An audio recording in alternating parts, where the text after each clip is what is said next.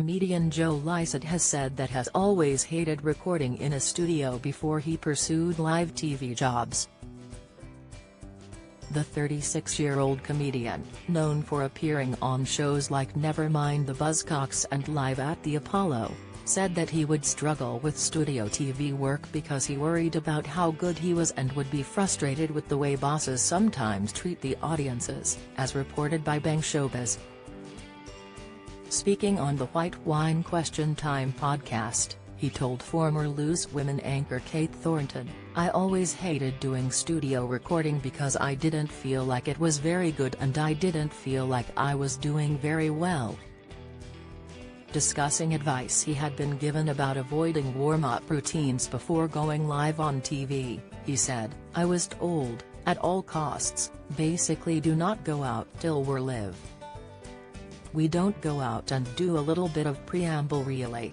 We might do a tiny bit if we have to if we've got to get in position in front of the audience, but ideally the first time the audience sees us is when we're live on TV cause you bring all that energy."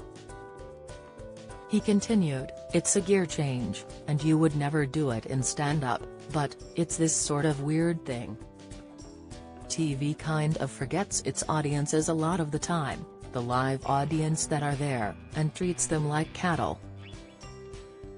I've always hated that because the stand-up in me is like these are God, you treat these people with such reverence, it's all about them and they have to have a good time." Meanwhile, the late-night Lycett host noted that he is happier than he has ever been and tends to feel that way every year despite the odd thing that might blindside him in life. He said, "Obviously, some years you get blindsided by some horrible thing that happens, but every year in general, you get better and life gets happier. I'm the happiest I've ever been, and if you interview me next year that might well be the case again, which is exciting. Surely that's a good way of looking at the world and making life livable."